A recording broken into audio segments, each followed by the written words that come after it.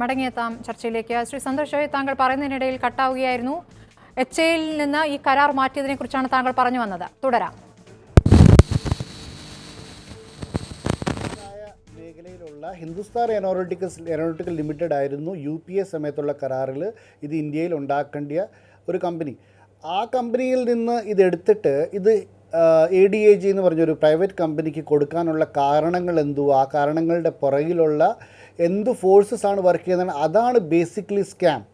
അത് എന്തുകൊണ്ട് തുറന്ന് പറഞ്ഞുകൂടാ? ഈ പ്രൈസിംഗ് ഒക്കെ ഓഡിറ്റർ CAGയുടെ ഓഡിറ്റ് വരുന്ന സംഭവം പ്രൈസിംഗ് വിഷയമല്ല. പ്രൈസസ് എല്ലാവരും അറിയണം, നമ്മുടെ ടാക്സിന്റെ മണിയാണത്, അറിയണം.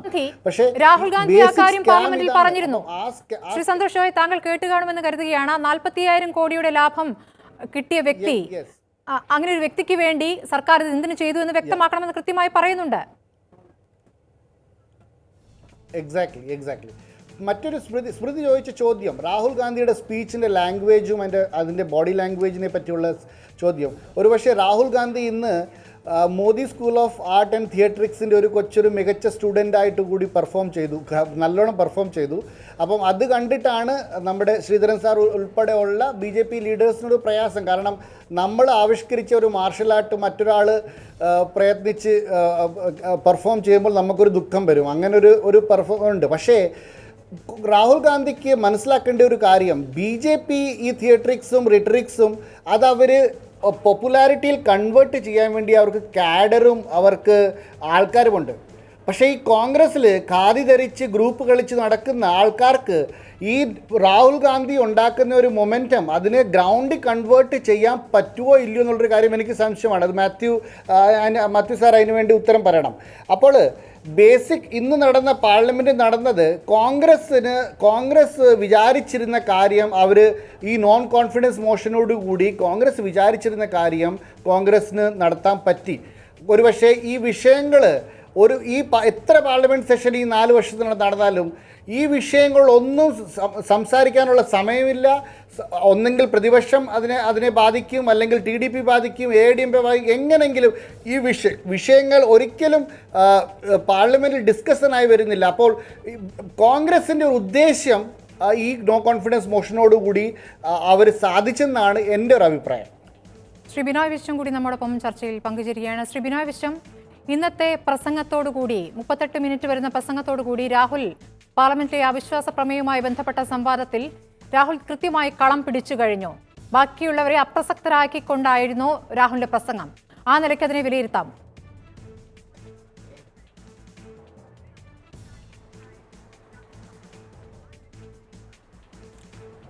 തീർച്ചയായിട്ടും രാജ്യം ഇന്നൊരു പുതിയ രാഹുൽ ഗാന്ധിയെ കണ്ടു. ഇതുവരെ നമ്മൾ പരിചയപ്പെട്ട ആ രാഹുൽ ഗാന്ധി അല്ല ഇന്ന് ലോക്സഭയിൽ കണ്ടത്. രാഹുൽ ഗാന്ധിയെ വളരെ തരംതാണ ഭാഷയിൽ പപ്പു എന്നുവരെ വിളിച്ച് അപഹസിച്ച മാന്യന്മാരുണ്ട്.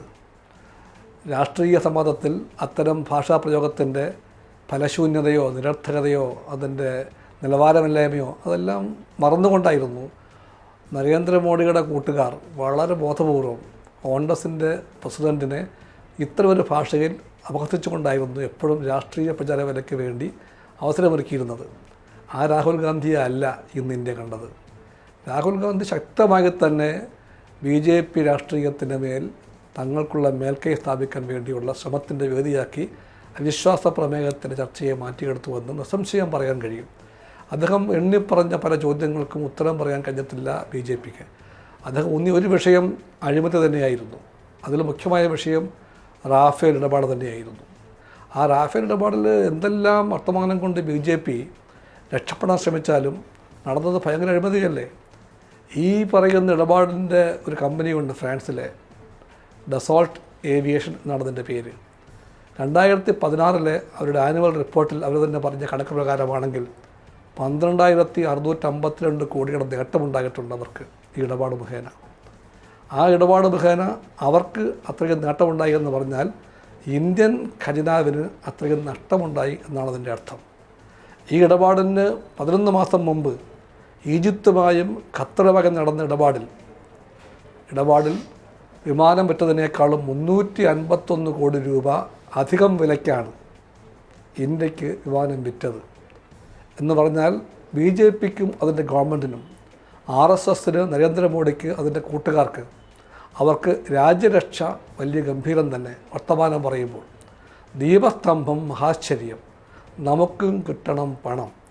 BJPക്ക് പ്രിയപ്പെട്ട ഏതോ ഇടനിലക്കാരന് നേട്ടമുണ്ടാക്കാൻ വേണ്ടി രാജ്യരക്ഷയെ ബലി കൊടുക്കാൻ പോലും മടിക്കാത്ത പാർട്ടിയാണ് BJP എന്ന കാര്യം തെളിയിക്കപ്പെട്ട കാര്യമാണ്. അവിശ്വാസ പ്രമേയത്തെ ചർച്ചാവേളയിൽ അതിനകത്താണ് രാഹുൽ ഗാന്ധി ഊന്നിയ ഒരു കാര്യം. രാഹുൽ ഗാന്ധി മറ്റു പല വിഷയങ്ങളും ഉന്നയിച്ചില്ല എന്ന് വേണമെങ്കിൽ പറയാം. ഉദാഹരണത്തിന് ദളിത് പീഡനങ്ങൾ, സ്ത്രീകൾക്കെതിരെയുള്ള ആക്രമണങ്ങൾ, അതെല്ലാം കുറച്ചുകൂടെ ഫലപ്രദമായിട്ട് പറയാൻ അദ്ദേഹം ശ്രമിക്കേണ്ടതായിട്ടൊന്നൊക്കെ ഉള്ള വിമർശനങ്ങളെല്ലാം ഉണ്ടാകാം. പക്ഷേ എങ്കിൽ പോലും അദ്ദേഹം ഊന്നിയ ഒരു കാര്യം അഴിമതിയായിരുന്നു. തീർച്ചയായിട്ടും അവസ്ഥ ഉണ്ടായി.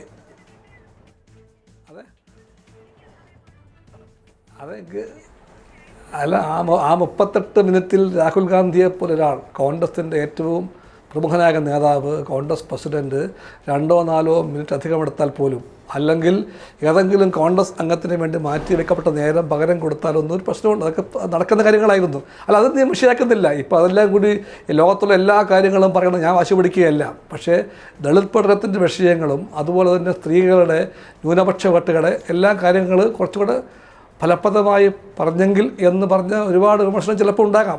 ഞാൻ അതിലേക്കൊന്നും പോകുന്നില്ല. പക്ഷേ രാഹുൽ ഗാന്ധി മനഃശാസ്ത്രപരമായിട്ട് നടത്തിയൊരു ആക്രമണത്തിൻ്റെ ഭാഷ ശ്രദ്ധിക്കാതിരിക്കാൻ പറ്റില്ല. അദ്ദേഹം പറഞ്ഞു, നരേന്ദ്രമോദിയുടെ മുഖത്ത് നോക്കി അദ്ദേഹം പറഞ്ഞു, അങ്ങെന്താണ് എൻ്റെ കണ്ണുകളിലേക്ക് നേർക്കുനേർ നോക്കാൻ തയ്യാറാകാത്തത്? ആ ചോദ്യം ഉന്നയിച്ച രാഹുൽ ഗാന്ധിയാണ്. ഇന്നലെ വരെയും അവർ പപ്പു എന്ന് വിളിച്ച് അപഹസിച്ച രാഹുൽ ഗാന്ധി നരേന്ദ്രമോദിയെ നോക്കി ഈ ചോദ്യം ഉന്നയിക്കാൻ മാത്രം വലുതായി എന്ന് പറഞ്ഞാൽ അതൊരു കൊച്ചു വളർച്ചയല്ലല്ലോ. ആ ചോദ്യം കേട്ടപ്പോൾ മോഡിയുടെ ശരീരഭാഷ എല്ലാവരും കണ്ടതാണ്. എപ്പോഴും ശക്തനായി ഭാവിക്കുന്ന നരേന്ദ്രമോദി ആ ചോദ്യം കേട്ടപ്പോൾ ശക്തിയല്ല കാണിച്ചത്. അദ്ദേഹത്തിൻ്റെ ബോഡി ലാംഗ്വേജ് പറഞ്ഞു അദ്ദേഹം ശരിക്കും ഒന്ന് പതറിപ്പോയി എന്ന്. നരേന്ദ്രമോദിയുടെ ഊതിപ്പെരുപ്പിച്ച പ്രതിച്ഛായ, അദ്ദേഹം വലിയ മഹാമനുഷ്യനാണ്, അത് ശക്തനാണ്, അയൺ മാനാണ് എന്നൊക്കെ പറയുന്ന വർത്തമാനങ്ങളെല്ലാം ശരിക്കും പറഞ്ഞാൽ ഇത്രയെല്ലാം ഉള്ളൂ എന്ന് കരുവൻ രാജ്യം കണ്ടു. ഇത് BJPക്ക് അമ്പരപ്പുണ്ടാക്കാതിരിക്കില്ല. BJPയും RSSും കെട്ടിപ്പൊക്കാൻ ശ്രമിക്കുന്ന പ്രചാരവേലയുടെ വലിയൊരു ചീട്ടുകൊട്ടാരമുണ്ട്. ആ ചീട്ടുകൊട്ടാരത്തിനുണ്ടായ തകർച്ച, പാളിച്ച, പരാജയം, അതിൻ്റെ ആടികുലയൽ, അതാണ് നമ്മൾ കണ്ടത്. അതിൻ്റെ ഒരുപാട് രാഹുലിന്റെ ഈ ആരോപണങ്ങൾക്കുള്ള കൃത്യമായ ഓരോ ആരോപണത്തിനും എണ്ണിയുള്ള മറുപടിയാണോ പറയുക, അതോ പതിവ് രീതിയിൽ പരിഹാസമാണോ ചൊരിയുക എന്ന് അറിയാൻ അല്പസമയം കൂടിയേ ബാക്കിയുള്ളൂ എന്നാണ് പ്രതീക്ഷിക്കുന്നത്. അല്പസമയത്തിനകം തന്നെ പ്രധാനമന്ത്രിയുടെ പ്രതികരണം ഉണ്ടാകുമെന്നാണ് ഇപ്പോൾ പറഞ്ഞു കേൾക്കുന്നത്. ശ്രീ PS ശ്രീധരൻപിള്ള, താങ്കൾ ഓരോ ആരോപണമായി ചൂണ്ടിക്കാണിച്ചാൽ അതിന് മറുപടി പറയാമെന്ന് പറഞ്ഞു. ഇപ്പോൾ റാഫേൽ ഇടപാടുമായി ബന്ധപ്പെട്ട രഹസ്യ കരാർ എന്നത് ഒഴിവാക്കൂ, ആ ഒരു വിഷയത്തിനപ്പുറമുള്ള പ്രധാനപ്പെട്ട വിഷയമുണ്ട് എന്നിപ്പോൾ ശ്രീ സന്തോഷ് ജോയും ചൂണ്ടിക്കാണിച്ചു. ആർക്കു വേണ്ടിയാണ് കോട്ടിട്ട ബിസിനസ്സുകാർക്ക്, കോർപ്പറേറ്റുകളുടെ മാത്രം കൂട്ടുകാരനായ പ്രധാനമന്ത്രി, പാവപ്പെട്ട കച്ചവടക്കാർ, ചെറുകിട കച്ചവടക്കാർ, കർഷകർ, പാവങ്ങൾ ഒക്കെയുണ്ട് ഇവിടെ. അവരൊന്നും പറയുന്നത് കേൾക്കാൻ, അവരുടെ മനസ്സിലുള്ളത് എന്താണെന്ന് കേൾക്കാൻ പ്രധാനമന്ത്രിക്ക് സാധിക്കുന്നില്ല. പക്ഷേ ഈ ബിസിനസ്സുകാരുടെ, വൻകിട ബിസിനസ്സുകാരുടെ 15-20 വരുന്ന ബിസിനസ്സുകാരുടെ പ്രശ്നങ്ങൾ അത് കൃത്യമായി പ്രധാനമന്ത്രി പരിഹരിക്കും, അവർക്കൊപ്പമാണ് പ്രധാനമന്ത്രി എന്നാണ് ഇന്നിപ്പോൾ രാഹുൽ സഭയിൽ പറഞ്ഞിട്ടുള്ളത്. റാഫേൽ ഇടപാടുമായി ബന്ധപ്പെട്ടും അതേ ആരോപണമാണ്, അതിനുള്ള മറുപടി. അല്ല, പ്രധാനപ്പെട്ട ആരോപണം അഴിമതിയോട് ബന്ധപ്പെട്ടാണെന്ന് താങ്കൾ തന്നെ പറഞ്ഞല്ലോ. അപ്പോൾ അത് ആ ആരോപണത്തെ സംബന്ധിച്ചിടത്തോളം എന്താണ് വ്യത്യാസമെന്ന് ചോദിച്ചാൽ 4 കൊല്ലത്തിനിടയിൽ ആരോപണം ആർക്കും, ഇപ്പോൾ കുഴനാടൻ കോൺഗ്രസ്, ഞാൻ BJPയാണ്, ഞങ്ങൾക്ക് 2 പേർക്കും അങ്ങോട്ടും ഇങ്ങോട്ടും ആരോപണം ഉന്നയിക്കാം. അത് ജനാധിപത്യ പ്രക്രിയയിൽ നിത്യസംഭവങ്ങളുമാണ് ആരോപണങ്ങൾ ഉന്നയിക്കുന്നത്.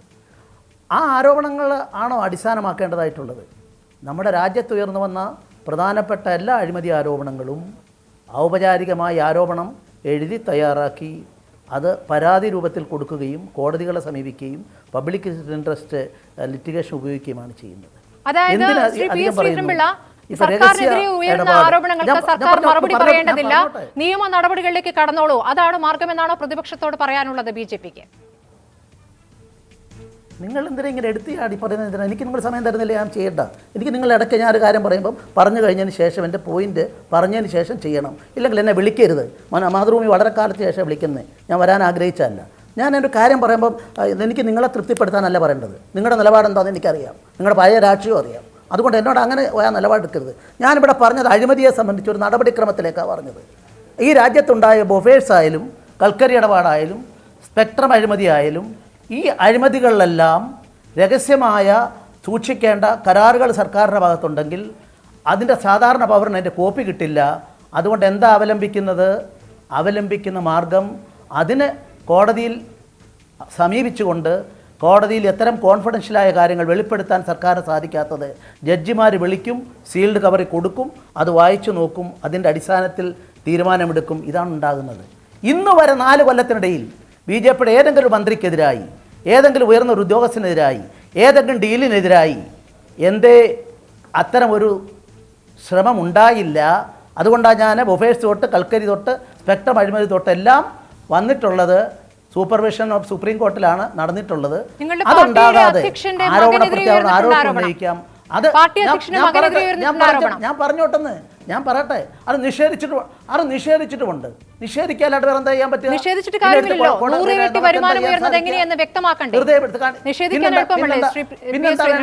പിന്നെന്താ വേണ്ടത്? നിഷേധിച്ചിട്ട് കാര്യമില്ല. എങ്ങനെ ഇത്രയധികം ഇരട്ടി ലാഭമുണ്ടാക്കി, ഇരട്ടിന്മേൽ ഇരട്ടി ലാഭമുണ്ടാക്കി എന്ന് വ്യക്തമാക്കണം. അത് ചർച്ച ചെയ്യണോ? അങ്ങനെ ഒരു സ്ഥാപനം തന്നെ അതിനെ സംബന്ധിച്ചിടത്തോളം അന്വേഷണം നടത്തിയ സംവിധാനം അങ്ങനെ ഒന്നും ഉണ്ടായിരുന്നില്ല. ആ ഒരു സ്ഥാപനം പൂട്ടിയതാണ്, നഷ്ടമില്ല എന്ന് പറഞ്ഞു. അതെന്താ താങ്കളെപ്പോലുള്ള ഒരാൾ മനസ്സിലാക്കാത്തത്? ഈ അജ്ഞതയുള്ള ആൾക്കാരാണോ ഈ ചർച്ച നയിക്കേണ്ടത്? അതിനെ സംബന്ധിച്ച് അന്വേഷണം നടത്തിയില്ലേ? ആ അന്വേഷണം നടത്തിയ ക്രൈം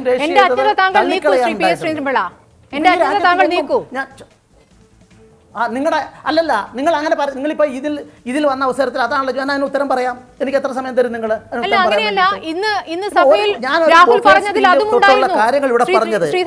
രാഹുൽ ഇന്ന് പറഞ്ഞതിൽ അതും ഉണ്ടായിരുന്നു. അമിത്ഷായുടെ മകൻ രാഹുലിന്റെ ഓരോന്ന് പറയും. അതെ, നോക്കൂ മാഡം, ഞാൻ ഓരോന്നിനെ സംബന്ധിച്ചും പറയുന്നതിന് മുമ്പ് നിങ്ങൾ ഇടയ്ക്ക് കയറിയിട്ട് പറയുകയാണെങ്കിൽ പിന്നെ ഞാൻ ചർച്ചയിൽ പങ്കെടുക്കുന്ന അർത്ഥമില്ല. നിങ്ങൾ പറഞ്ഞോളൂ, നിങ്ങളെല്ലാം ഒരേ ഭാഗത്ത് ഒരേ തുവൽ പക്ഷികളെ പോലെ നിൽക്കുന്നവരാണ്. ഈ 4 ആൾക്കാരെ സംബന്ധിച്ച് അവർക്ക് രാഷ്ട്രീയമുണ്ട്.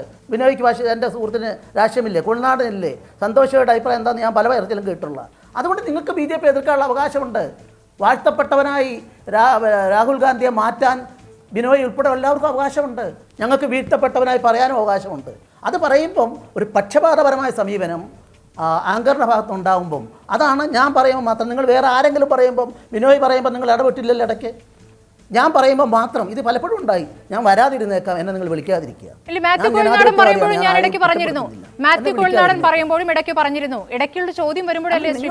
ഇടയ്ക്ക് പറയുമ്പോൾ നിങ്ങളെ ഒന്ന് അല്ല, ഞാനൊന്ന് പറഞ്ഞോട്ടെ. ഇപ്പോൾ ഒരു കാര്യം ഇവിടെ ഏറ്റവും കൂടുതൽ മാത്യു കൊടുന്നാണ് വിശദീകരിച്ച ഒരു കാര്യത്തെപ്പറ്റി എൻ്റെ അഭിപ്രായത്തിലേക്കാണ് ഞാൻ വരുന്നത്. ഇന്ന് വരെ ഒരു കംപ്ലയിൻറ്റ്, ഒരാക്ഷേപം, ഒരു ക്രൈം ഇന്ന് വരെ ഉണ്ടായിട്ടില്ല. സന്തോഷ് ജോയിക്ക് തന്നെ പറഞ്ഞ കാര്യമുണ്ടല്ലോ, അദ്ദേഹത്തിന് പറയാമല്ലോ. ജഡ്ജിമാർ നോക്കിയിട്ട് അവർ തീരുമാനം എടുക്കട്ടെ. അവർക്കല്ലാതെ ആർക്കും രഹസ്യം കോൺഫിഡൻഷ്യലായിട്ട് സീൽഡ് കവറിൽ ഒരു കാര്യം നോക്കാനുള്ള അവകാശം ഇന്ത്യൻ ഭരണഘടനയിലോ ഇന്ത്യൻ നിയമത്തിലില്ല.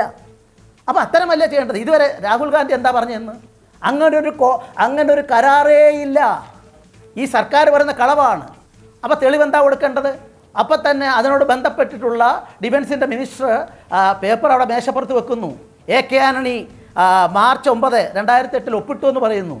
അതിപ്പോഴും നിലവിലുണ്ടെന്ന് പറയുന്നു. അതിനെ സംബന്ധിച്ച് ഇന്ത്യ ടുഡേ വന്ന കാര്യത്തെ സംബന്ധിച്ച് എന്താ? French president told India today, in France and India deal is sensitive, we can't reveal all details. ഈ രഹസ്യത്തിൻ്റെ ഭാഗമാക്കിൻ്റെ ഡീറ്റെയിൽസ് റിവീൽ ചെയ്യാൻ സാധിക്കില്ല എന്ന് പറയുമ്പം അതനുസരിച്ച് ഞങ്ങൾ കേന്ദ്ര സർക്കാർ ആവശ്യപ്പെട്ടിട്ടല്ല. അതിനെ സംബന്ധിച്ചിടത്തോളം ഫ്രഞ്ച് ഗവൺമെൻറ് തന്നെ നിശ്ചയിച്ചിരിക്കുന്നു. ഈ രേഖകളെല്ലാം ഹാജരാക്കി അവകാശ ലംഘനത്തിനുള്ള നോട്ടീസ് കൊടുക്കാൻ പോകുന്നു. അങ്ങനെ പറയുന്ന കളവ് പറയുന്ന ഒരാൾ, കരുതിക്കൂട്ടി കളവ് പറയുന്ന ഒരാൾ, അദ്ദേഹത്തിൻ്റെ AK ആന്റണി ഒപ്പിട്ടത് അദ്ദേഹത്തിന് അറിയാത്ത കാര്യമാണോ?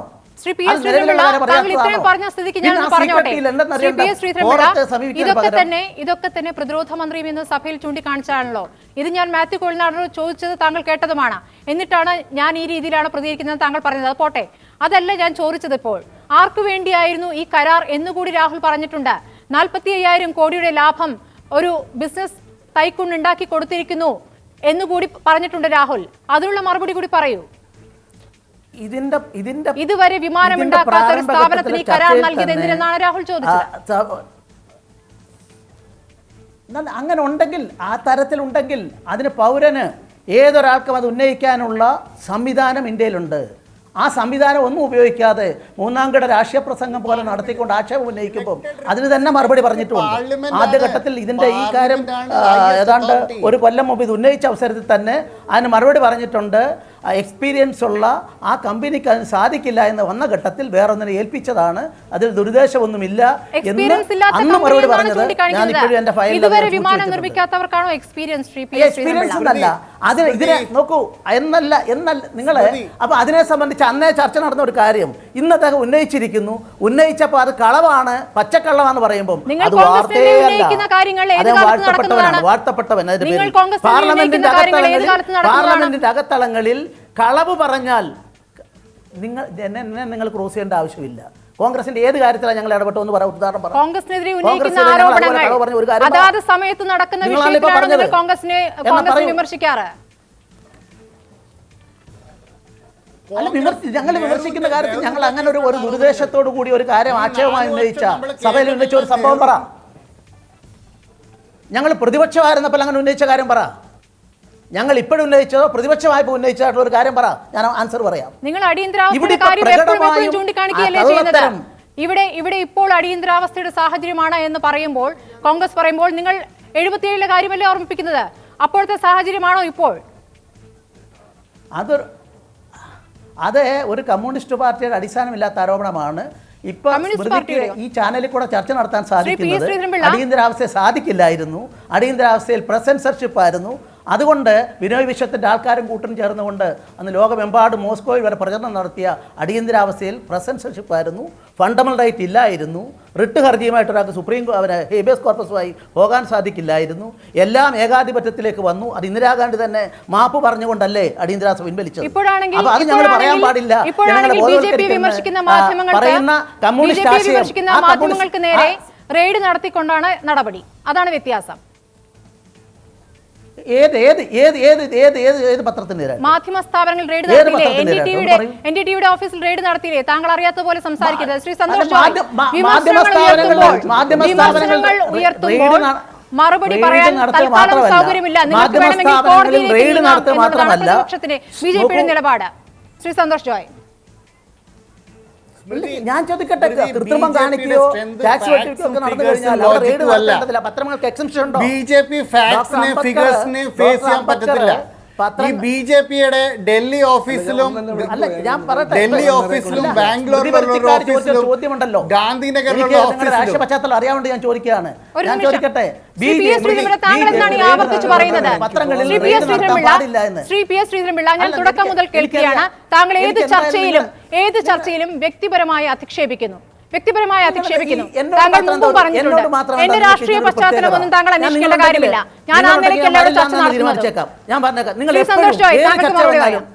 അല്ല, നിങ്ങൾ ചർച്ച നടത്താൻ വിളിക്കാരെന്ന് വെച്ചാൽ മതി. നിങ്ങൾ ചർച്ചയ്ക്ക് വിളിക്കാരെന്ന് വെച്ചാൽ മതി. ഏത് സമയത്ത് എന്നോട് വിവേചനം BJPക്ക് റിട്ടറിക്സ് ആണ് പ്രധാനമന്ത്രിയുടെ സ്പീച്ച് നോക്കിയിട്ടുണ്ട്. ഫാക്ട്സിന്റെ മറുപടി പറയത്തില്ല. നോ കോൺഫിഡൻസ് മോഷൻ ഇന്ദിരാഗാന്ധി 12 പ്രാവശ്യം ഫേസ് ചെയ്തതാണ്. 12 പ്രാവശ്യം. ലോക്സഭയിലെ റെക്കോർഡ്സ് എടുത്ത് നോക്കിയാൽ, അവരുടെ സ്പീച്ചസ് നോക്കിയാൽ, ഫാക്ട്സ് ഫിഗേഴ്സിൽ അവർ കൗണ്ടർ ചെയ്തിട്ടുണ്ട്. 12 പ്രാവശ്യം Indira Gandhi government no confidence motion face ചെയ്യുകയാണെന്ന്. ഈ BJPയുടെ IT സെൽ ഉണ്ടാക്കുന്ന ചെറുകഥകൾ, സംബിത് പാത്ര മുതൽ പ്രധാനമന്ത്രി വരെ പറയുന്ന ഈ ചെറുകഥകൾ ഈ IT സെൽ ഉണ്ടാക്കി